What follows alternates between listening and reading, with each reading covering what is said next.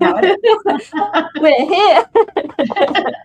Right, I'm just going to introduce this. So, in this video, we are talking about the themes of Cancer season, weaving the threads of your tribe through home, family, how we nurture ourselves, the lens of my guest journey into astrology as well. And so for anyone who doesn't know me, I am Emily Kalcher. I'm an astrologer and an intuitive tarot card reader. So what do? I hold space for people to thrive through adversity, connect with their true nature, and align with their purpose using the wisdom tools of astrology, tarot, and the lunar cycle. So if you hadn't noticed, I have a lovely guest with me. Hey, Alisa. Hi, how are you? I'm good. I hope you're well too. And Alisa is the other side of the world from me. And yes, I'm here in England in the heat wave. And what's it like where you are, Alisa? Well, right now it's not bad. I'm in Cincinnati, Ohio, and it's 10 a.m. And it's a little gray and dreary, but it's been beastly hot here too. So I'm sorry you're hot. I'm not yet, but I'm sure I will be later today. Right, let me introduce you properly as well. So, Alisa, the lovely Alisa Dixon of Astrology with Alisa, is a professional astrologer, a mum, and a podcaster. And she is passionate about helping people understand themselves through the lens of astrology. She breaks down astrology in a way that's easy to understand and, more importantly, easy to use. She doesn't just talk about astrology. She lives it, from checking transits before big meetings to understanding why her kids react differently in the same situations. Astrology helps her make sense of her moods, relationships, and decision-making. And Alisa believes that astrology is more than just signs and symbols. It's a tool for navigating real life. So I'm just going to ask people, if you really enjoy our conversation and you want to see both myself and Alisa grow in everywhere that we are placing ourselves, different platforms, wherever we are, and our businesses, please do like, subscribe, and hit notification bells so that you don't miss another episode. That's out the way. Thank you, Alisa, for joining me. Oh my gosh, thank you for having me. I'm so excited to be here and talk with you. Cool. Yeah, me too. So just a little context for people. I have met Alisa briefly online through a course we're both doing through OPA. So OPA is the organisation for professional astrologers, and we're looking at things like marketing and collaborating with other people, and it's just a lot of fun.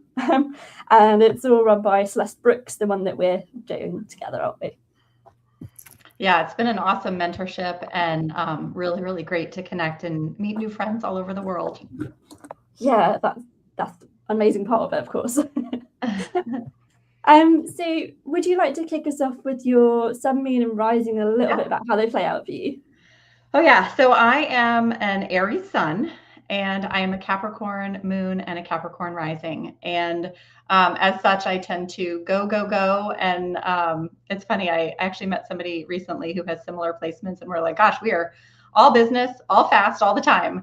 And it is true. So I work really hard. My Capricorn moon never lets me stop. My Aries sun makes me think I can do anything. And I just say yes and I go. And then I start thinking about, wait, but I have to do this really well, because otherwise my Capricorn moon will not be happy. And I have to present myself well, and I have to do it this way and that way. And so then I end up into these perfectionist modes. And but it's great. It's really fast. I initiate things a lot. I mean, these are cardinal, all three. I'm all cardinal. I also have a lot of planets. I have 7 planets in cardinal signs. So I am cardinal, go. And but it's good. It's funny because my Aries, ruled by Mars, wants to just go and do. And then my Capricorn moon and rising, ruled by Saturn, wants to slow it down. So I'm constantly in this push-pull of like, oh, I'm going to go. And then, oh, wait, but should I go this way or that way? And make sure you do it right. So it's an interesting dynamic. I square myself all over the place. But I don't know. I'm 45. I've been living it so far. It works. It's fast. It's fun. Oh, amazing. I know the whole Capricorn moon thing Yes, have I know you do. Capricorn Moon conjunct Mars in my 8th house. Wow. Well, here you are doing the thing. And Mars also in Capricorn, right? Yeah. Wow. So that's exalted. That's a really strong Mars. Yeah, both at 22 degrees. Wow. Yeah. Well, there you go. I'm doing the thing, despite all the like Gemini stuff, particularly with the Chiron in Gemini. It's like, oh my goodness, what? But at least No, I speak these days without getting tongue-tied. well, I was going to say, sorry, that coffee just went down the wrong way. Oh. It's fine. It's just, of course, we'll blame that on Mercury retrograde. We're trying to have a podcast here and I can't. No, I can. No, I was just thinking, like, with your Chiron and Gemini and, kind of that wound you brought in around words and speaking, and look at you, you're on YouTube and you're doing live. I mean, you're overcoming that. That's awesome. Yeah. Yeah, it's so much fun. Yeah. Thank you. Let's talk about water signs and stuff, because I know that obviously with Cancer season, Cancer is a water sign, and I think of intuition, I think of people's abilities to experience a lot of synchronicities. I wonder whether you could share a bit in your own life, because I know there's some synchronicities. I said about not getting tongue-tied.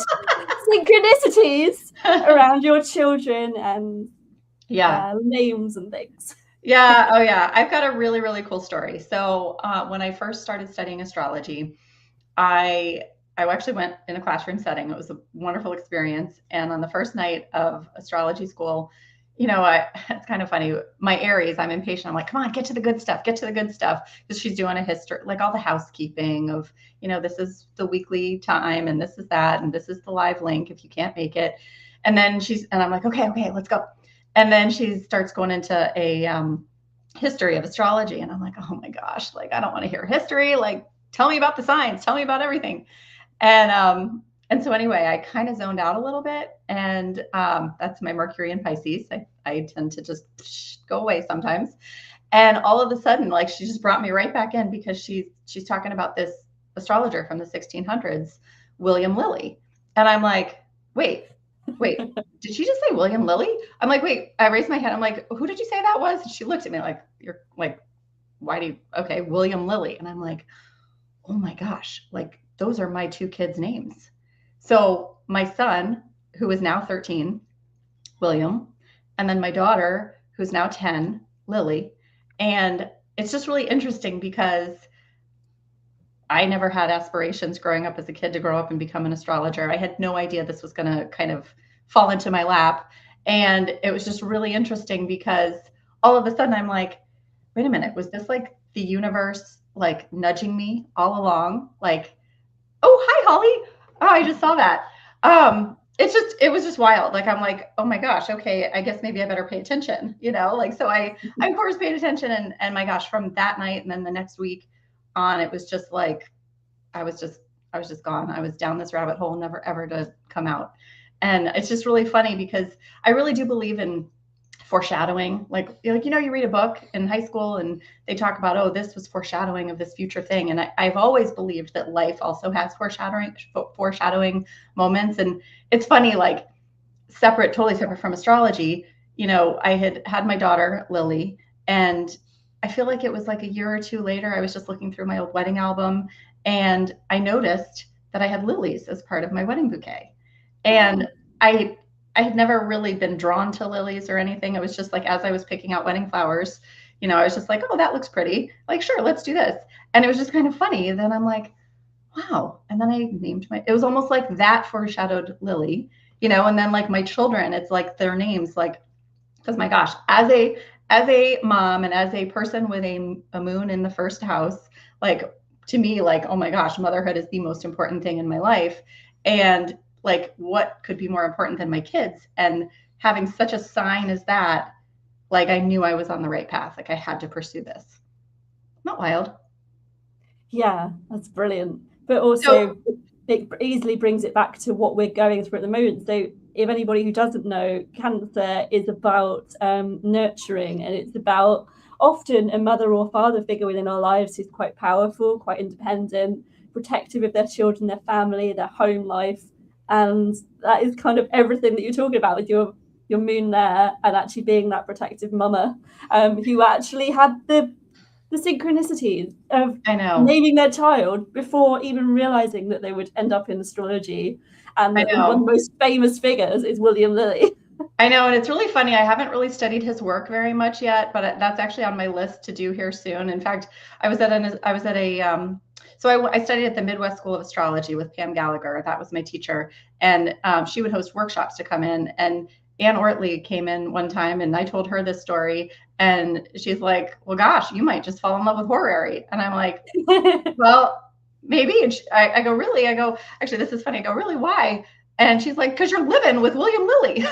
I'm like, "Oh, you're right. Yeah, I guess I am." So I actually am planning on at some point soon, like really kind of diving more into that side of it, because really I've just been mostly focused on, like in my professional astrology, it's mainly, really helping people understand their unique energy signature and then be able to work with the energy, not against it. Your actual energetic signature, everybody's got a different unique blend, and I want people to embrace their energy and work with it and grow with it and be their best selves through their astrology, and use that. If you understand your own astrology and the astrology of the people around you, like your loved ones, your friends, your closest group, then you can understand everybody and give everybody more grace, and then relationships will go better, and your family dynamics will go better. And it's really interesting because Cancer is the other cardinal sign. So I talked about how I have seven planets that are in cardinal signs. It's all Aries, Libra, and Capricorn. I don't have anything in Libra except Ceres, which is interesting, the asteroid goddess Ceres, which is almost like a second moon, because she's all about how you nurture yourself and other people. And Ceres is actually, she's the goddess. The mythology is that she's the one whose daughter Penelope was taken away into the underworld, and she's the one that's in charge of the harvest and the grain. She's also known as Demeter. I can't remember if it's Greek or Roman. The names interchange, but those are the two, Ceres and Demeter, or Demeter. I don't know how you say it. I say Ceres. So that whole story is, that's why we have the seasons, is because this mother was so heartbroken that her daughter was taken away to the underworld that she made everything barren in the world until Ceres was returned. And then they made a compromise that, okay, Ceres said, you can have my daughter for 6 months as long as I get her for 6 months, and that's the winter and the summer. So that's like the mythology of it. So it's very much like Earth Mother. And so it's interesting that I have that in Cancer, and but that's it. But it is what everything you said about Cancer is very much, all about home and family and nurturing and how you feel safe and protected. And oftentimes it does speak to, I actually just did the last 2 weeks of my podcast was all about Cancer, and different elements of it, but it's all about lineage and ancestry and where we come from, our roots. It's anything, it's like you don't really think about Cancer, you feel Cancer. Yeah. And that's the season we've been in for the last, 25 days, something like that. Yeah. Well, I have my Venus in Cancer in my second house. So for me at the moment, everything is about trying to sort out finances that actually help my home life and my husband and myself. So it's kind of that kind of dynamic. But obviously, I'm also a big foodie. That's awesome. Yeah. I've often, when we come up to like family occasions, it's like, right, well, somebody's going to bake. Sometimes it's me, sometimes it's my little sister, often it's my mum and one of us. And it's knowing that everybody gets a little bit of something sweet, something nourishing. Yes. I have a really good friend who's a Cancer sun. She also has her Mercury and her Venus in Cancer. And I actually just spent a week with her and her kids. And she is absolutely Cancer mama, feeds everybody, makes sure everybody has something all the time. it was great. She took really good care of me too. Oh. So. So let's get into a little bit about, so how did astrology find you? So I know you said you'd studied, remind me what you studied, sorry. Yeah, with the Pam Gallagher at the Midwest School of Astrology. Midwest School of Astrology. Yeah. Yes. But how did you get there? Yeah, so it's really interesting. I had a friend who for years had gone to see her, and she'd always said, hey, if you ever want to do something cool, if you ever need an astrologer, this lady is awesome, go see her. And I'm thinking, why would I need an astrologer? But okay. And she would say this periodically, and just for whatever reason, one day I was like, maybe I'll look it up. Maybe I'll call this lady. And so I did, and I went and I had a reading, and it was really interesting because all I ever knew of astrology, I mean, I was always intrigued as a kid. I've always been drawn to like magic, or the unseen, or, like the what ifs and all of that. I mean, I had a very strong imagination. I love to believe in all kinds of things, fairies. I mean, anything. I love all that. But I never really took it seriously. And all I ever really knew about was, if I'm in the line at the grocery store and I'm reading a magazine at the end that has a horoscope, or online or whatever. And all I ever knew was what they would say about Aries. And I'm like, people, this can't be right for every single Aries in the world, right? And so I thought it was fun, but I didn't really put too much stock in it. So when I went there for this first reading, Pam she started describing me to a T, but she wasn't using any of the words that I'd ever heard by Aries. And I'm like, how does this woman know this? Like, all she had was my birth data, like city, state, where I mean, all the stuff. Like, how does she know this? And she was describing my moon. I mean, she was saying things like, you were probably, when you were a kid, were you really responsible? Didn't take too many risks. Like, were you kind of like a tiny adult almost? Like, did you like sitting at the adult table at holidays rather than the kid table? And I'm like, yes. And I'm like, where is this going? Like, and so it's just really interesting, like, to realize that there's so much more to it. And so then she's the one that shared with me that children are often their moon sign, they grow into their sun sign. And the reason why is because if you think about it, the moon is all about, emotions, and it's reflective. It literally reflects the light of the sun. So as such, we're more reactive with our moons, and children are totally reactive because they're learning how to be, tiny humans in an adult world. So usually with children, their moon is on display more than their sun. And so she said to me, she goes, yeah, your kids are not really their sun sign right now. They're probably their moon sign. And I was like, oh my gosh, well, I want to know what their moon signs are. Because Will is a Capricorn sun and Lily is a Taurus sun. So when I came back and I got their charts done with Pam, I found out that they both have Sagittarius moons. And as you know, like a Sagittarius fire moon is way different than like the grounded, practical Earth sun. And so I changed my parenting. I'm like, I mean, I literally, my son was, they're always moving, they can't sit still. We'd be sitting at the dinner table and it would drive me crazy. Like, Will, would he jump up and do this and jump up and do that? And it's kind of funny. Like, now he's 13 and he's kind of chilled out and sits there, and Lily's the one that's going all over the place. But I remember, like, I used to like take my like soft bathrobe and like try to like tie him to the seat, like not in an abusive way. Like, it was soft and nice, and he broke out of it all the time. But it's like, after I had that reading, I was just like, okay, he's like physically incapable of sitting there. And I just started to roll with it and do different things and try different things. And, and so it really, understanding how they are wired changed the way I related to them, and things got better. And I was less frustrated as a mom. So so anyway, so that is kind of how I really kind of, so getting into astrology, sorry, I'm going off on tangents. So Pam said to me in that first session, she's like, oh, I teach classes, I teach school, right upstairs. And I'm like, really? And I'm like, I'm not going to go to school for this. Like, but then a few years later, I because I was like, oh, I'm going to read books. I'll just figure it out on my own. And you just can't. If you really, as much as you're interested, if you really want to become an astrologer, you have to study with somebody because there's just so many layers and there's too many things that you can get confused. And I never really thought I would study for this and then become a professional astrologer. But a couple of years later, I was on her newsletter, and she, at this point, life had just gotten really busy and my kids were all over the place in sports. And I just saw this as, this would be really cool and interesting. And I think I'd really like to do this for myself. Aries woman over here, let me do something for me.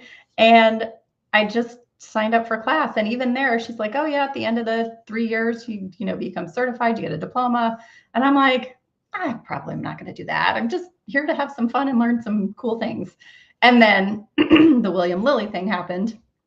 And, there we go. Here I am. 5, 6, 7 years later. I don't even know what it is. I'm deep into it. And I recommend anybody study there, by the way. Pam Gallagher, Midwest School of Astrology. She's a really, really great start. Did I answer your question? I think we answered like 2 or 3 questions in one. I know. I can't help it. I am all over. Yeah. I totally echo you. I can't speak. I totally echo you with the Capricorn moon and wanting to sit at the adults table and everything. Yeah, isn't that wild? It totally is. It's almost like with a Capricorn moon, it's almost like the story of Benjamin Button. Remember that movie where he's born an old man and then he kind of goes backwards? It's like, and it's like you never really like lose your maturity, right, as a Capricorn moon, but you start out with this huge dose of it, and it's almost like you become more comfortable with yourself as you get older. You know what I mean? Like it can be a very lonely childhood because you don't really relate as much to other kids, so to speak, in the way kids do. But I mean, I don't know. I'm real comfortable with it now. Yeah, me too. But that is really cool, though. I know there's someone within Deborah Silverman's School of Applied Astrology, which is the first one that I did. So I studied through her, and then I also studied through London School of Astrology. And I keep dipping back into London School of Astrology to learn a few more things here and there. Yeah, I know. It's never done. No, I can never leave. I just have to keep renewing my subscription. I'm like, Frank, I want to learn something else. I know. That's awesome. I've got so many places where I like so many podcasts I listen to, and then, classes I'll buy here or there. I mean, there's so many different layers and places you can go with astrology. And it's funny. Sometimes I'm like, oh, I learned something new and I'm like, gosh, I don't know anything. And then I'm like, oh, wait, no, yes, I really do. I just don't know anything about that piece yet. Yeah, exactly. Yeah. So yes, what I was going to get back to was that within Deborah Silverman's school, there was a lady, Tara Vogel. She was teaching me in my level 3, and she talks about the luminaries as ways to parent your children. So I do know that, yes, that is very much, as you were saying, you clearly demonstrated that that's really worked for you. Yeah. Looking at your child's moon signs as a way to help them and nourish them better while they're children. And obviously, as they're growing and becoming more into their own and knowing who they are, then they're growing more into their sun sign. And you can then look at both aspects of those and actually, where could they end up over time with their rising sign? Right. What their soul's promises. It's just really magical to look at someone's life like that. Yeah. And it's interesting too, because like sometimes I'll look at, like my son has a completely loaded 11th house with all of his, like he's got a lot of planets there. So even just knowing that, like he's somebody that will thrive in like team sports, right? Versus like my daughter does ninja, like the show American Ninja Warrior. Like she's more of like, and she is on a soccer team also, but she's like really all about the ninja, more of an individual sport, whereas my son, he's on a big soccer team, and I mean, he's the goalkeeper. So he does kind of stand out a little bit, but he's very much like a leader within his group team. Like he's one that does really well in team environments, so just knowing kind of that makeup, like if he wants to try something different, I'm always going to encourage him to try whatever he wants. But, I can kind of help guide him back to where I know his energy really sits, where I know he'll really succeed and be happy. Yeah. It's like an extra secret tool we have. I know. Yeah. Yeah, it's beautiful to be able to help people in those ways. So where do we go to next? So we covered quite a bit of that. I know, sorry. Oh yeah. So what does a typical reading look like with you if clients were to book readings with you? Well, so I will always, it depends on what they book, right? But typically, as the first time of a one-on-one, I will definitely go through their natal chart. And it's funny because sometimes, I kind of try to gauge like, how much do you know about astrology, right? Like, do I want to dive in? Do I want to keep it basic? So I definitely will try to cater to, where they're at. But I definitely want to kind of give my take on what I'm seeing in the chart, even if they've worked with other astrologers and everything. Because what I've learned from going to see a lot of different people is everybody does things a little differently, and everybody picks up on different things. And so I'll always cover their sun, moon, rising. I'll also talk to them about their Mercury, how they think and communicate. All that's like a very, very big thing, all the personal planets. So I'll just kind of go around. I'll make sure that they're a little bit oriented around the houses so they know kind of what are the hot areas. If I see any planets out of bounds, I always talk about that, because that means something might express a little bit extra or different than expected. But I'll then kind of move into transits. If I see anything particularly like an outer planet that's hitting one of their planets, like if we've got Pluto or if we've got Saturn or Uranus, one of the big ones that we always feel if they're touching something personal. I'll always look at that and talk about that, because what I really feel is very powerful with astrology is it's a timing tool. I've had Pluto on my ascendant. I mean, that was a crazy couple of years, but it's like when you're living something and you're like, oh gosh, this is crazy. How am I going to get through this? It's nice to know like a time frame on just how much longer you have with this specific feeling that you're going through. I wish I had known that then. Because that was a crazy time, but knowing that, and also kind of on the Pluto track, like my husband had Pluto going over his moon in the 10th house for a couple of years, and that was when he was, I think I want to retire. I'm not sure. I think, and then it was like when Pluto moved off, that was when he retired. He was like, okay, I'm done. So it's just funny, like when I see a big planet like that, or if it's Saturn, coming to something, that might feel a little bit heavy. Or if it's something, lighter or fun, anything. Like I always look at what's going on. And especially if it's touching an angle, right? First, 7th, 4th, or 10th, because that's where it's like, okay, you're changing your life a little bit and people might see it. Like this is actually visible. So I'll always talk through that. Actually made a quick note. Let me make sure I'm not. Oh, and the progressions. I will always do a progression, a secondary progression, because they want to know where their progressed moon is and be able to tell them, what area of life is really kind of where's their heart at these days. And these days, I mean, it's a 2.5 year time period that your progressed moon is in a sign or in a house. But yeah, I'll want to kind of give them a little bit, like this is a little bit of an emotional pulse of where you're at in this 2.5 to 2 or 2 to 2.5 year time frame. So I mean, every reading is different. It all just depends on what people are needing. I'll always ask them to give me a few bullet points of what they'd like to talk about or what's on their mind, so then I can look for that in the chart. Because my gosh, you only have like an hour, 90 minutes with somebody. Like you don't want to talk for a long time about one thing and then really they leave like, oh, but I really wanted to talk about this. So it's definitely very customized, but those are the big things, definitely. And if I've already seen somebody and I've already gone in depth with their natal chart, I probably won't go too in depth with that, but I always go back to that as kind of like the compass, because whatever your main signatures are, you should always be the sun is your final filter. If it's not making your sun sign happy, you're not going to be happy.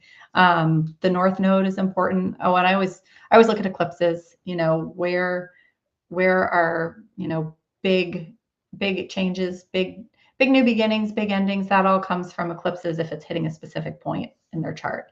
So I'll always look at that and the lunations and, try to help give them a little bit of a path, but it's very much a matter of what they need. Wow, you must do so I know, that's a lot. You must do so much prep.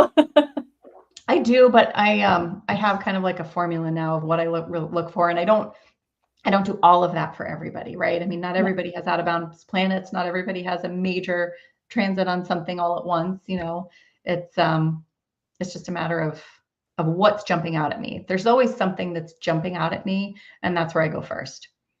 Yeah, I know a lot of us would do that. Yeah. Mm-hmm.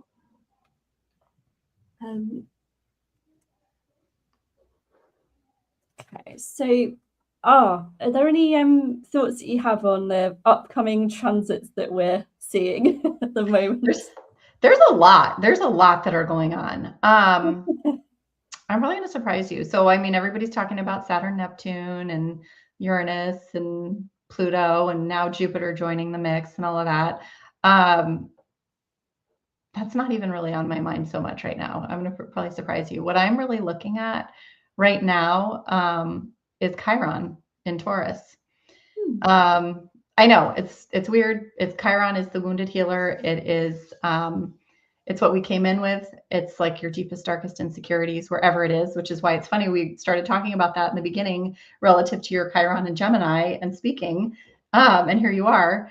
But Chiron actually did a big project for my at the end of my class on Chiron, because that's the thing that bothers you the most as a child, right?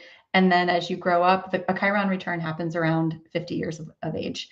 And at that point is when you've kind of resolved it, and then you can go on and heal other people with it, right? Is the general idea. But Chiron, it's an asteroid. It's actually a centaur. And it has a 50-year cycle, but it's irregular. It's a lot like Pluto. So it's kind of one of those things that's highly personal for every individual person. And so like in your own natal chart, whether it's in Aries or Taurus or wherever, it's very personal by sign and by house.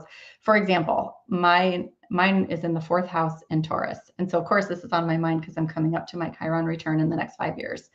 And in the 4th house in Taurus, as a child, I was really, really, really fearful all the time that my parents were going to leave and never come back. Not as far as abandonment. I thought there would be an accident or something like that. Like I remember it was very rare that they both would go away at the same time, but whenever they did, I was like panicked, right?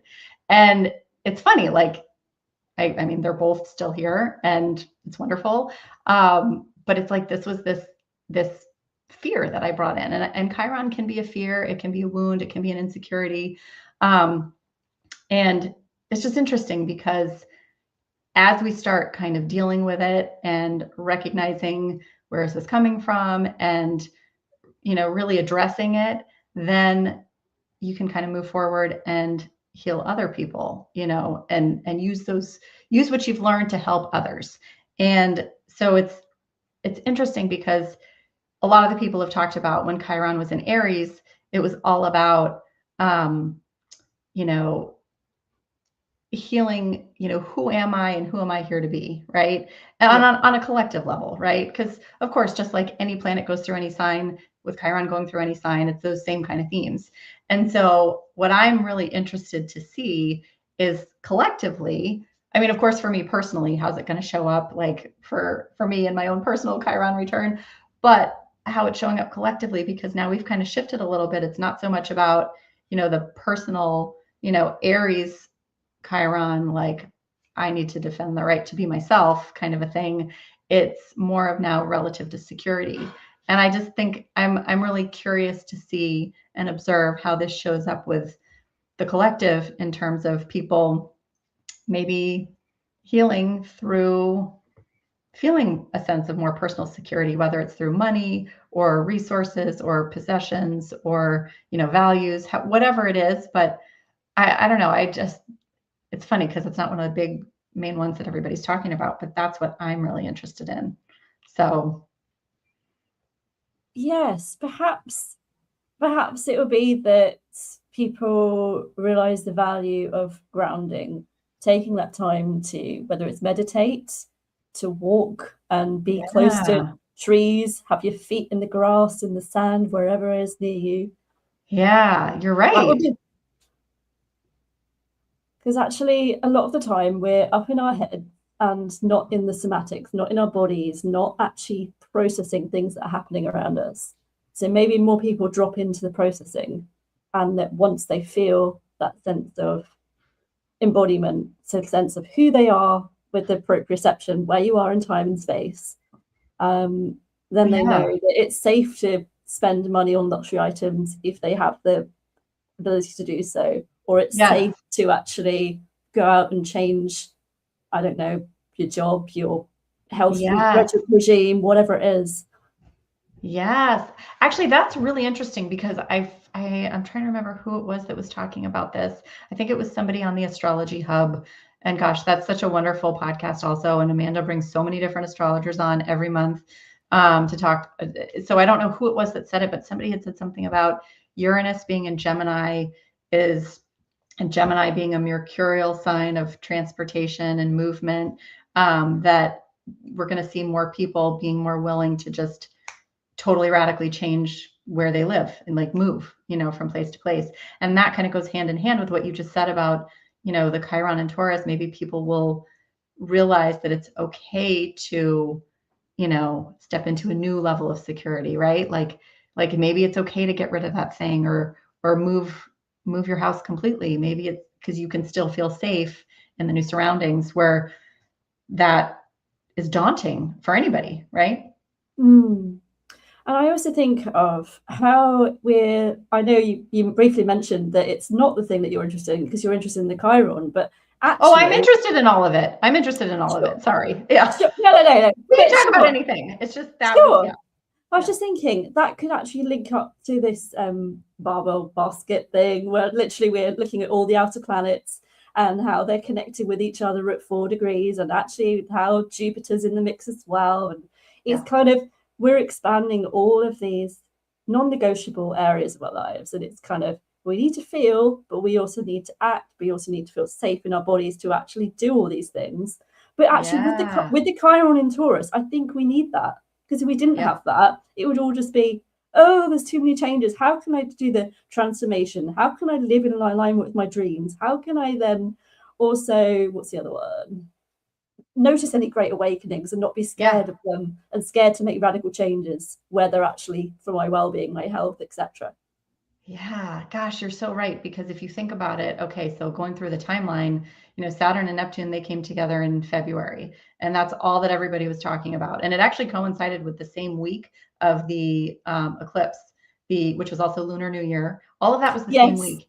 And actually, Yeah. this is really funny. You're going to laugh. This is me in my Aries land that I live in all the time in the present moment. I had been hearing people talk about this big, Saturn Neptune conjunction for years. Oh my gosh, this has never happened in like 4,000 years at 0 Aries. This is this massive thing that's happening. I'm like, yeah, wow. Blah, blah, blah. And then we got to February because I'm just living my life being all crazy hustle bustle all the time, like I always am. And I got to it was like 10 days before, and I'm like, whoa, that week is huge. It's like, where have you been, Lisa? Like, that's what everyone's been prepping for this. And it's like, yes, I was listening, but I wasn't like totally like aware of it was like right now until it was right now because I live so present all the time. And so, but going back to that, so it was like the same week. It was massive. And it was right around that same time that everything was shifting, from Neptune and Saturn in Pisces into Aries, and it's like time to start something. And there's all this support there. I mean, with the four outer planets, I mean, Saturn and Neptune, of course, they've separated now, but I'm kind of thinking about them like as one in this vein.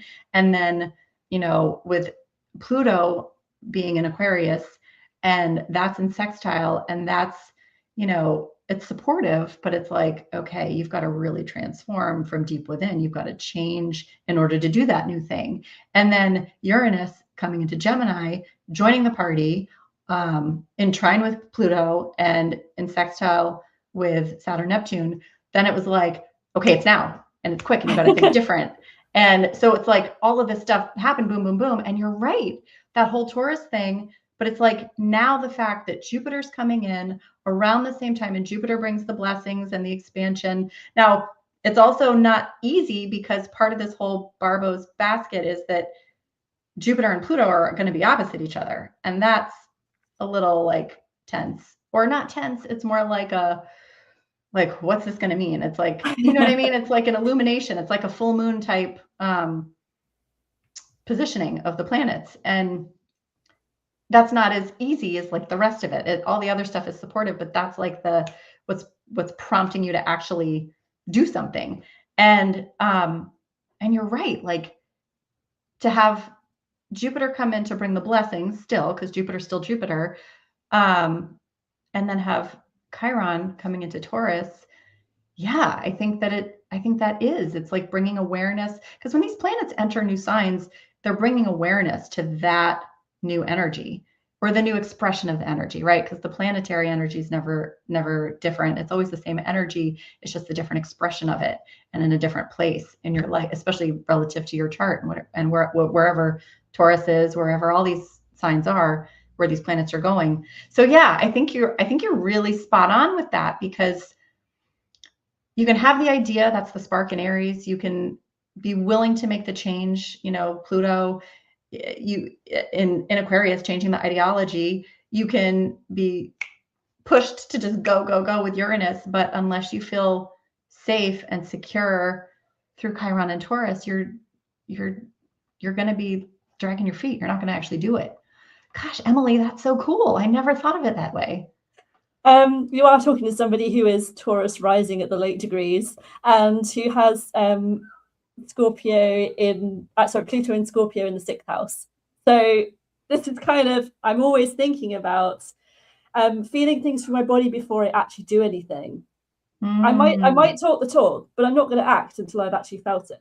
And then then my my Taurus, I can't speak. My Pluto, that's the one, Pluto in Scorpio in the 6th. It's like, well, every day in my life, I have to actually be aware that there is polarity and there is sexuality, and actually that not everyone's going to think and feel the same, and that so many people lack trust in this world. And that actually when people do feel trust, then they're going to feel more health and well-being within themselves. And it's kind of, I have to do the whole spiritual shower, dive in deep with my mantras and chanting in the shower, so that then I feel like I've done the whole cleansing inside and out, and I can face any shit that comes my way. Yeah. Wow. That's awesome. See, and I don't do any of that. I just, I don't have any Taurus in my chart. I mean, except for Chiron. That's the only thing that I have. And I just go, I just do. And I don't necessarily pay attention. I mean, I don't need that. I intuitively think and feel. I think that's the Mercury in Pisces. I just kind of feel, and I know kind of what is good and what is not good, but I don't feel it in my body, like the way you do. That's really interesting. Because to me, like Taurus, and I actually have a lot of Taurus people in my life, like my dad is a Taurus sun, my mom and my brother are Taurus moons. My daughter is a Taurus sun, and my husband is a Taurus rising. So I have a lot, and there's more too, so I have a lot of Taurus around me, but I'm just always go so fast. And everybody else around me, I'm like, oh my gosh, you're going so slow. So it's funny, like what you just described, like I would never wait for that to feel into my body. Maybe that's what I need to do a little bit. Maybe that's part of my Chiron and Taurus. Maybe. Weird. Maybe some of your Taurus people in your lives can give you that little bit of nurturing when you feel a bit low at times. You're like, what do I need? Yeah, they really do. In fact, I actually very much believe that I am here and in this body in this lifetime with these other family and souls around me for the purpose of they are here to help me heal my Chiron, whatever the wound is that I brought in. In fact, when I talked about this with Pam in school, and I said, I was always afraid that somebody would leave, like as a child. Well, really, I was afraid they would die is what I thought. I never thought they would leave me, but I was afraid that something would happen and they wouldn't be able to come home. And she goes, well, in the past life, maybe that is what happened, and that's why I came in. So it's just interesting, like, having the fear of the what if, relative to that security. And so, yeah, I do think that I surrounded myself this time in this incarnation with all of these Taurus people, to help fix that. And how funny, I've had these realizations in the last like five years, that here it's in the decade leading up to the Chiron return is when I'm really kind of figuring it out. Because that typically is what happens. Like, you kind of don't figure out your Chiron until close to that Chiron return, I think. I don't know. I think. Oh, but I love what you said, tying it to the current. I just love what you said, tying that to the current astrology collectively, because there are a lot of people making big changes, and there is a lot of support in the universe for changing mindset. And a lot of these outer planets they're very, when they make these shifts like this, it's very much internal. We feel it internally, and as a group and as a collective, the energy's changing. We're all changing, but it's the little transits to the personal planets, and that's what's actually making us make the moves in little places each time, little steps along the way. So I just think I think that Taurus is or the Chiron in Taurus is such a cool conversation to bring to the story in that vein. I didn't mean to do that. I love that you did that. I'm intuitive. Taurus rising. It happens. You are, yeah, you're awesome. That's great. Wow. So cool. Yeah, I kind of just make connections and things come through me. I don't even know I've said them sometimes. It's kind of, apparently I'm realizing at the same time as you are. I know. It's funny, and that's why I love these conversations like this, because so many times, so you did that for me in that time, I'll do that for you in a different time. It's like we all see things differently. And sometimes when especially when, you're thinking about something that's going on with your own transit, right? Like you can't see, what's the saying? You can't see the forest for the trees. Like you can't see the big picture. You can't see everything because you're just so stuck on this one thing, when it's something relative to yourself, right? But like other people, that's why it's so important to go see several astrologers a year for readings. Like have a lot of people, pinpoint things or have these conversations, because yeah, we don't all see everything. The big picture while we're in the frame. Yeah, that's it. Oh, I like that analogy too. See, you were very good with words. There's got to be a card for that somewhere. I would think of it. Probably. Actually, what are you interested in? What's that? Oh yeah, do it. Yeah. Feels like it needs to. Yeah, pull one. Because you're I don't know much about tarot. I mean, I kind of know about it. I just don't do it.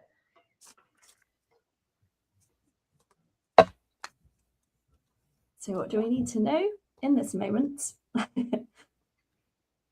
for our highest good and for anyone here in our space and time? So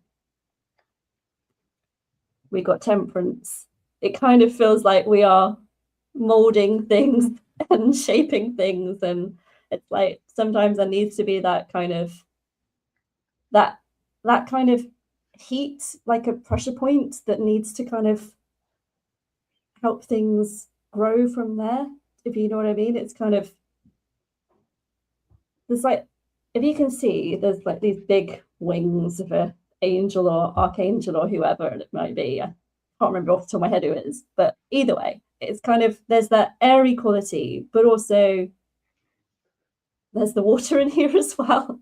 The cups being poured from one to another. Where are you finding that kind of, that feeling and that balance between what's yours to feel, what's everyone else's to feel, and how you can amalgamate that, and how you're like growing from that pressure point, as it were? Because actually there are so many things that need to be broken down to be released, and we're in that container. I think it's a perfect card to come up, actually. Yeah. Well, it usually is, isn't it? Right? Yeah. Yeah. Oh, that's awesome. I felt like we needed something to Yeah. like confirm what we were saying, and it actually did. Yeah. So I love it. it often happens. Yeah. That's so cool. So how do you kind of marry astrology and tarot in your practice? So if people ask for an Astro Tarot reading, then I will look at their sun, moon, and rising and the Decan cards that go with those. So depending on the exact degrees that their sun, moon, and rising are of each sign, we Okay. all have there's basically 3 lots of 10 decans, 3 lots Yeah. of 10 parts within each sign. It's kind of Wow. there's a card, there's the astrology there's a tarot card for that, and the astrology association of what that would come across as. And it's kind of cool to be able to look at that, and then if it feels relevant to the conversation, then I will give that to the person that I'm with. If somebody wants a whole Astro Tarot reading, then of course I'll look at not only their sun, moon, and rising, but their personal planets, and just have a look at each one and think of some things that come through. But if they don't, then it's just, would you like a card to frame what we're talking about? Or if there's a question which we're going round in circles with, like, Yeah. do you want a card for that? Would that help? Yeah. Yeah, when I'm doing sort of my new and full moon blogs, which are on my Substack, which is by the same name, Lunar Astrology, then within my interpretation, I will usually involve the decans and also all the aspect stuff that's going on, put some yoga and chanting in there and some lovely little things, and then also look at the lunar gestation cycle, because I like to know where we are. So if we're a new moon, we'll look at that point, and then then a few months from here we'll be at the first quarter, then we'll be at the full moon, then we'll be at the last quarter, and it's like, look at those little check-in points for the goals that you're setting, and then come back and see, did things happen how you wanted them to? And it's kind of just a really cool thing to look at. And then obviously I look at, well, this is where it's happening if you're this rising sign. So I look at all of that within my blog, but I'll give a little snippet away on Instagram and Facebook, but it's only a tiny bit that they get. Whereas if someone actually subscribes to the blog, then they get all the different a lot more nuance. Yeah, cool. I was always just curious. In fact, one of my friends had recommended a book. I think it's called Astrology for Tarot or something like that, because I've been interested in learning a little bit more about it, but it's like, okay, well, what's the best bridge for me? And so that book, and of course I bought it 2 years ago and I haven't read it, but I will get there eventually. But it basically equates like a card to a planet or a sign to kind of help me, since I speak in that symbology of astrology, to transfer that, and find some commonality for tarot. I'm actually doing a series. So I did a talk with my friend Luke. He does tarot and human design, and also he's a yoga practitioner originally. So and he hosts a load of retreats down in Devon, so it's also in England. Cool. But yeah, so I did this series with him called Delighting the Decans, and then I'm now releasing a reel for each one as we are literally going through it. So cool! Like I guess it would be every 10 days, right? Yeah. So we're in Cancer Decan 3, so I've already put that one out. Which is the Pisces Decan, right? I look at the Chaldean decans, so it's slightly different. So different. Okay, got it. Yeah, when I learned decans, it was all about the elements. So that's interesting. The Chaldean decans, there's so many different, this is it. There's so many different systems. And then I know Austin Coppock is coming out with a book here soon, 36 Faces. And that's based on like the Egyptian decans, which is even different. Is that's not the same as the Chaldean, or it is? Yeah, it is. Oh, it is. Ah, see, so much to learn. So it's one of those things where then all my Capricorn, like, oh, you don't know enough, Alisa, you don't know enough. Right? Like, no, I know a lot. I want to know more. Well, when you're talking about out of bounds planets, I'm thinking, I don't really know anything about that. But really? Exactly. Oh my gosh. Do you know what it is? Do you want me to tell you? Go for it. Oh my gosh. I wish you would have stopped me. No, so this is the coolest thing ever. Okay, so you know how the sun, you remember growing up on a globe, right? It has the Tropic of Cancer and the Tropic of Capricorn, right? Because that's as far high in the latitude. I don't know. My geography is great, but that's as far as high and as far low as the sun will go against the horizon, right? Mhm. So basically, those are considered the sun's bounds. So Oh. other planets can go outside. They can go farther north than the sun can go, or they can go farther south than the sun can go. And so when a planet is out of bounds, for example, if someone has a Mercury outside of bounds, that means they may think a little bit outside the box, right?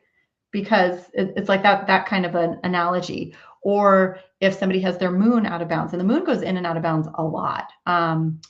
If you track the declination, it has to do with the declination going higher or lower, northern or south than the sun. And so the way that actually shows up and expresses in a natal chart can be like a little bit outside of the ordinary of the way you might expect that particular planet to behave in that sign, in that house.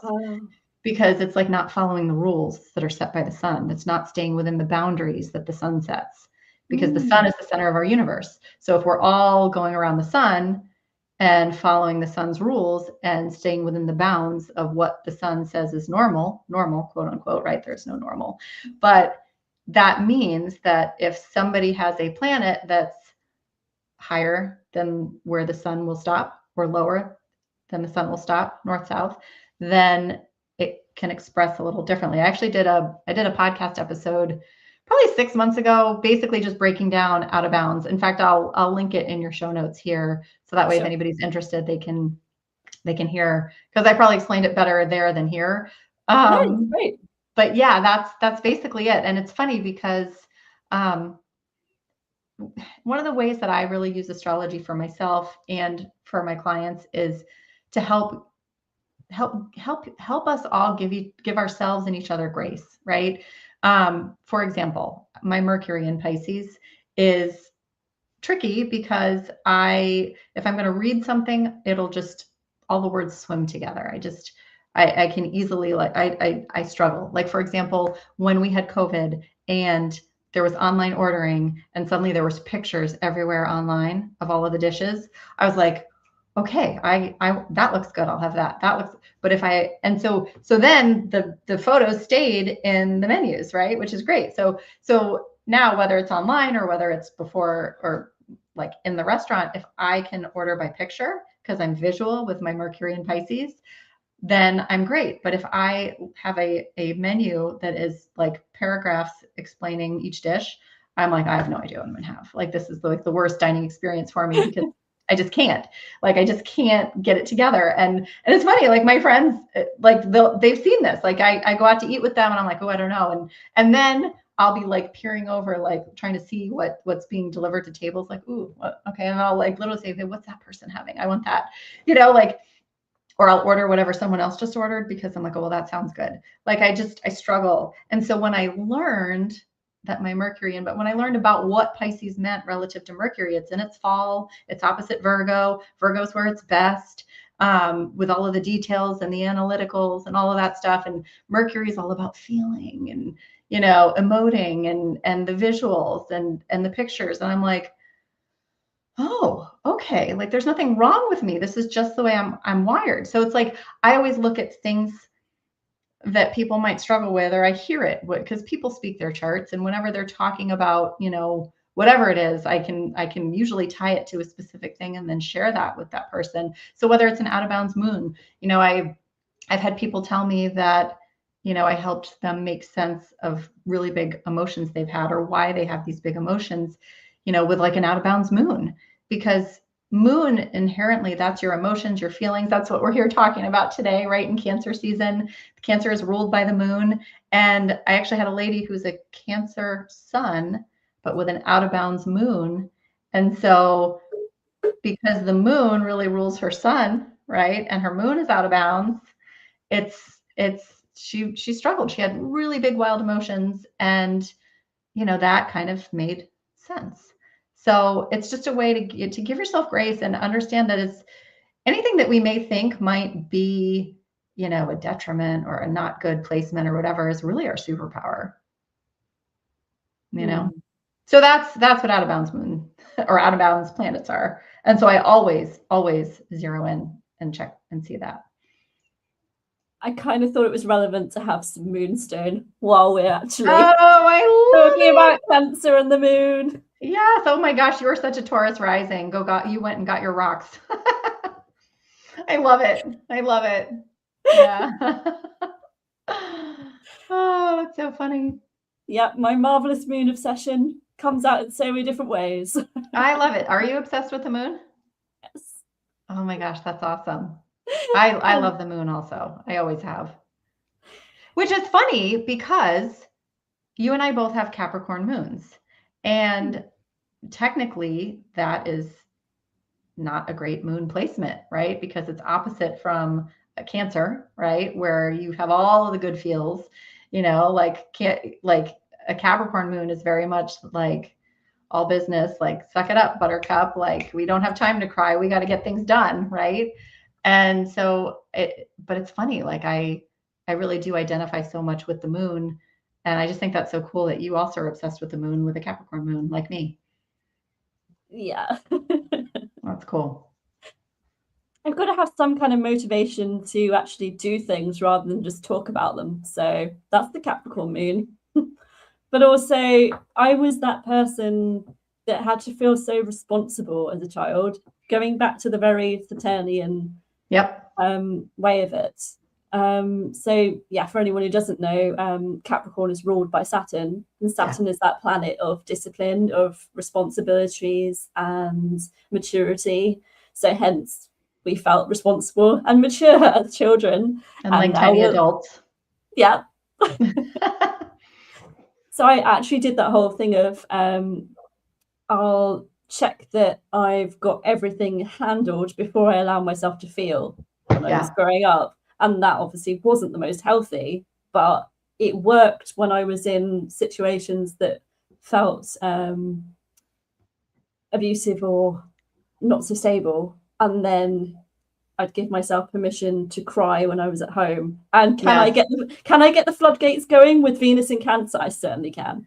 Yes, 100%. That's interesting. Same kind of a thing, because I would, you know, God forbid anybody sees me break down. I have to be very stoic.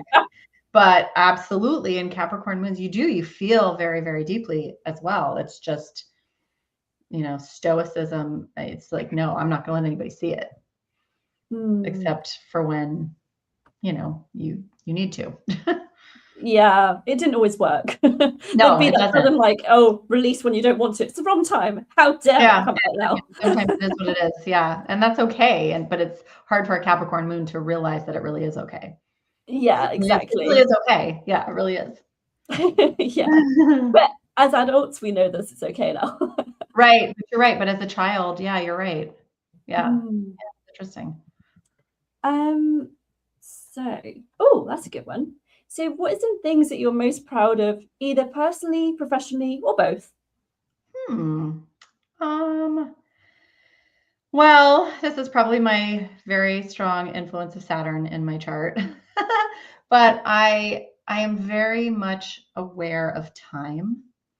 I'm very much aware of time relative to, like, as much as I said my Aries nature is like, I think I can do anything.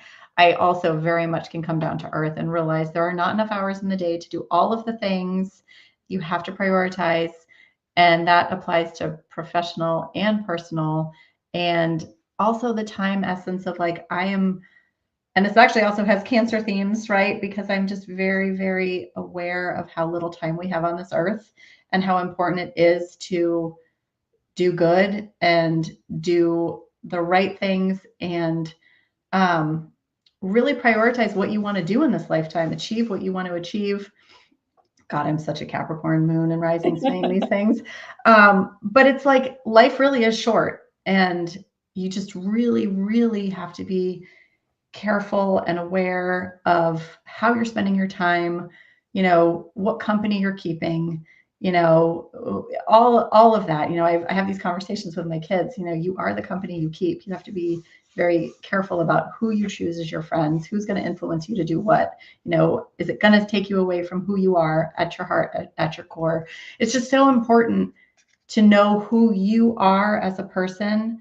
And of course, we can always grow and all of that, but always stay true to yourself and what you want to do. And so I'm very proud of the fact that I have that awareness. I'm not really sure totally where it's come from, but especially now, being so aware of time, and I'm 45 years old, I'm like, okay, well, assuming I live a nice long life, like I'm at that halfway point. Like I got to really be aware of what do I want to do with the next 45 years and beyond, hopefully. And how do I want to encourage my kids, my family, my clients, anybody basically to do the same. And I feel very proud. Like, I want to say it was, because I've been a mom. Well, I've actually been a stepmom for a lot longer. I've got 4 older stepkids that I inherited, which are wonderful. It's funny, I did the teenage years before I did the baby years, which is kind of cool.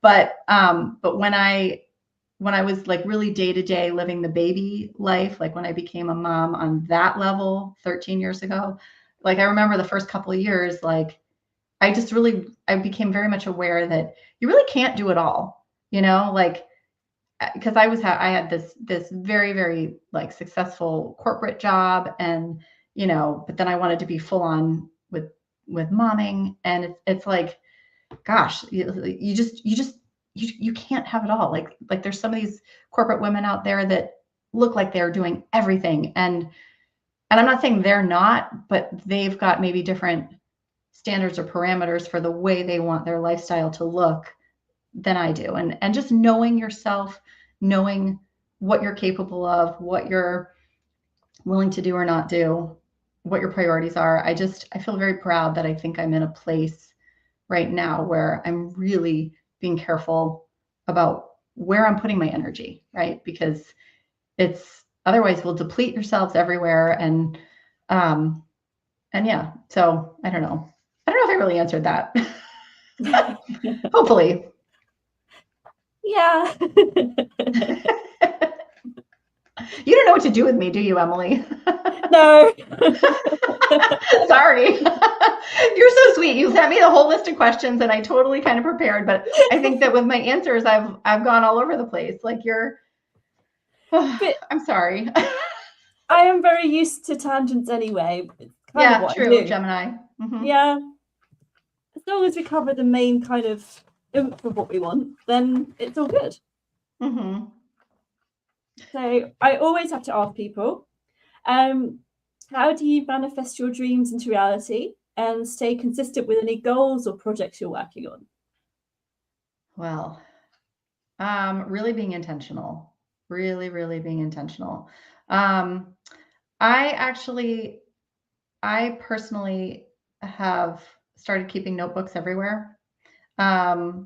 Especially like, oh, you're going to laugh. I keep a notebook in my bathroom upstairs because I tend to get my absolute best ideas like when I'm in the shower, when you're just doing that mindless, like, and maybe it's because my Mercury's in Pisces and I'm in the water. I mean, I don't know. I mean, that could be it. I also just think that lots of times, you get intuitive messages and hits when you're doing the routine, tasks that you don't have to think about, right? And the shower, it's like you've done the same thing every day for 45 years, right? Like that's pretty routine. So I've started actually keeping a notebook right there on the counter, so that if I do get some idea that I want to, because usually it's like something I've been struggling with and like, oh, how do I do this or that? And then it's like, oh, I could try this. And so I jot it down right away so that I don't lose it. But it's really just, it's really important to set goals. And I learned this in the corporate world, right? Setting SMART goals, what's realistic, what's time sensitive. I forget what all the acronyms are, but it's basically like, really don't just say, oh, I want to do this. I want to do this by this time in this way with these people, and here's how I'm going to do it, right? Like you got to really have a plan. And so once you set those goals or intentions, you just keep doing it. And I've actually started using the lunations more so than I ever did before. And in fact, actually, one of the things I do in addition to my own podcast and client work is I have a weekly Sunday series on the Fun Astrology podcast with Thomas Miller, and I do like a weekly moon overview of like what the moon's going to be doing every week. And this year I've really been kind of carrying the story from like the Aries new moon, which is when we treasure map and set intentions for the year and do things. And then when the Taurus new moon hit, well then, okay, how do we take those ideas and make them real? And then with the Gemini new moon, it's like, okay, and then who do we share this with? Who's going to help us get our thing done? And then with the Cancer new moon, it's like, okay, but let's come back and center in home and family and why are we doing this thing, right? And so I've really this year more than ever been very intentional with the lunations, like setting new intentions and goals every month to further me towards my entire year goal, to really stay on track. And so yeah, again, I don't know if I really totally answered it all, but you got to be intentional. You've got to have the plans. You've got to have little micro plans within the plans. And whether it's just on paper, or whether you're using the lunations or the planets or whatever, that's how I do it. You are literally moon manifesting. Yeah, yeah. Perfect. Yeah. There's no right. I could have just said that.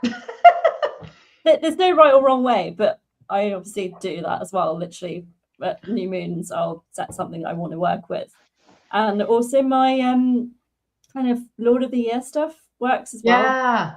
You know, that is so funny that you say that. I've started to really pay attention to that, and it's helped because I have a honeycomb almanac. I don't know have you heard of those? Yeah. That's this guy. And it's really, really great because it will actually also, if you get that specific plugin with the Lord of the Year, it will actually also highlight, like it'll make it really stand out, like whatever the Lord of your year is, it'll make it obvious when you're having a transit relative to that planet. And I've really been watching that last year. Last year I had a Mercury year, and this year is a Venus year. And I actually was just noticing, I actually said to my husband this morning, I was like, this is so cool because, and I kept it so basic because I always just babble on astrology. And he's like, well, what does that mean? And I'm like, listen, so basically every year you have a planet that's more important than others. And last year was Mercury, and I was, doing all the launching the podcast and doing all this and that and everything. I go, and how funny, because literally just yesterday I was totally harnessing Virgo moon like crazy. I worked so hard. I totally redid my walls. Like everything that you see behind me is totally fresh. And I've been meaning to do this forever. I've got a closet over here that I just threw stuff in for years. And I actually was like really intentional. If I'm ever going to do it, it's now with the Virgo moon. I'm like, and especially with the sun in Cancer being ruled by the moon, I had the sun and the moon basically both in Virgo yesterday. I did all that. But anyway, so the whole and long and the short of it, because I'm tangenting again, is that I'm in a Venus year and I needed to make my space beautiful. Yes.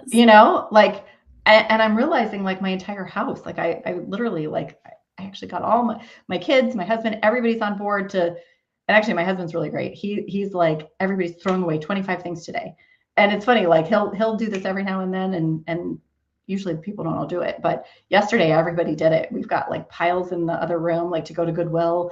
But for me, it's about making my living space beautiful now. It's like a Venusian thing. So the Time Lord, that is a real thing. That's really interesting. And I was taught in modern astrology. I use Placidus.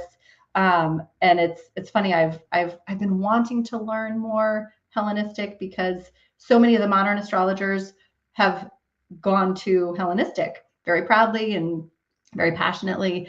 And it's like, I want to know why, and I know that that's where a lot of this astrology started. So I want to know why.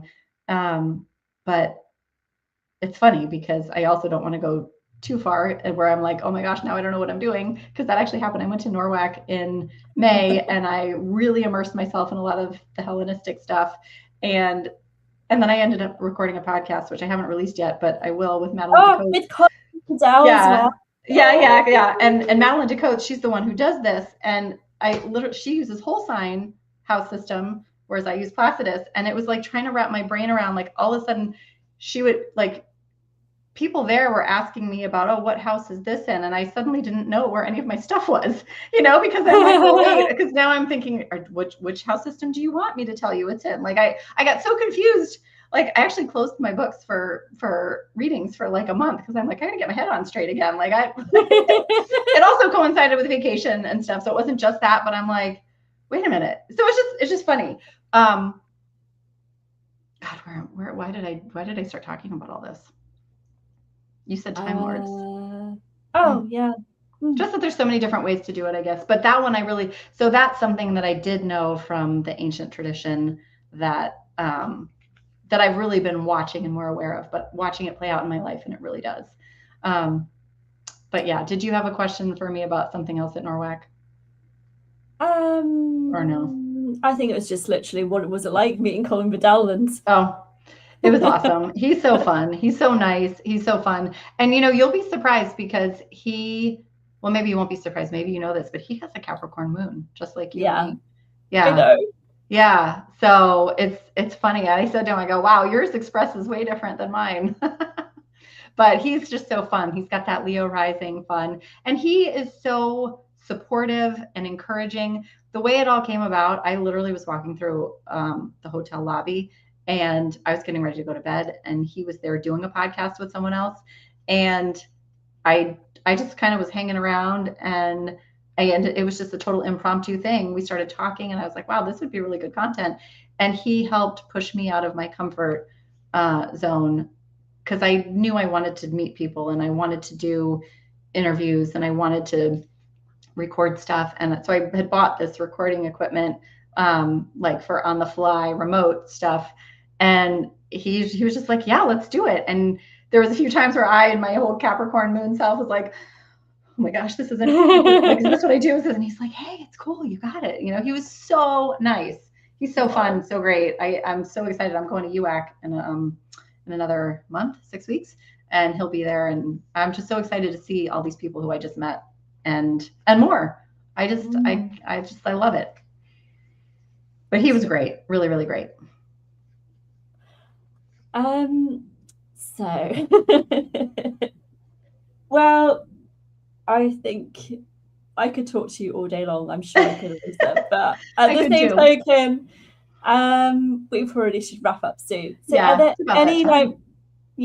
are there any things that you want to sort of reiterate or share about things that are coming up in your life, any projects, whatever you're working on? I think we've reiterated everything today, right? The only other thing I wanted to share is I have actually created a really cool, well, I think it's a really cool product called, it's a solar return birthday card. This is one that I did for myself. It's on my website if anybody's ever interested to gift it to someone or gift it to yourself. A lot of people actually buy them for themselves. And basically what it is I do your solar return, and then I do an interpretation of like your sun, moon, rising, and you can write a personal message if you want. And then on the back, I also do side by side your natal chart with your solar returns. You can see the differences. So this is this was born out of, it was almost a year ago. I was getting ready to do a birthday dinner for my stepson. And normally I would always do a solar return for anybody, like family, friends, just like a little quick, simple thing. And I would just usually talk about it through dinner. And this time he sent me a text. He said, hey, Alisa, I can't wait to see my chart.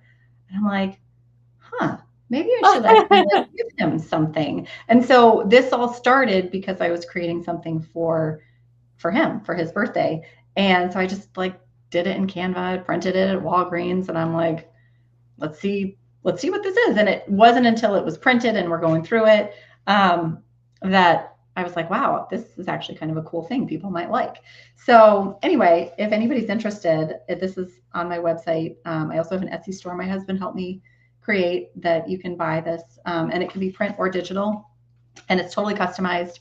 And I'm just really proud of it. I think it's a really cool way to just get a very quick, brief birthday reading if you don't have time for a full astrology reading or anything like that. At least and I keep this on my desk so so that I can see it and reference it back and, take note of where my stuff is, because sometimes I forget. So that's definitely something that I'm excited about, that I've just created, that's been really popular. And of course, I've got my weekly podcast, Astrology with Alisa, that I drop every Wednesday. And my goal with that is to make astrology practical, and I tell stories of how it shows up in real life, so that way people can work with the energy, not against it. So without fail, I'll always have a new episode on Wednesdays. And then I also do the Sunday Fun Astrology series, all about the moon. So that's really fun too. Yeah, I loved your episode that you did recently about all the dream stuff that you found for someone that you met at the gym. And I was like, I was just literally on my lunch break sobbing. I know.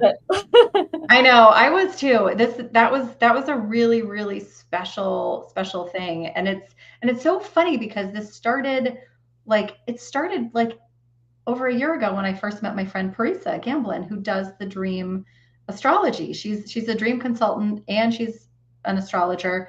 And we met at a conference and stayed in touch. And we had done a podcast together in January, going sign by sign, all about what kinds of dreams people might experience in every zodiac sign, because it really does change. And so my friend at the gym had listened to this, and we were just talking about it casually. And she's like, "Oh, this is so funny." Da, da, da. And she told me about a dream. And so I was like, "Oh, that's really funny." And I sent it to Parisa.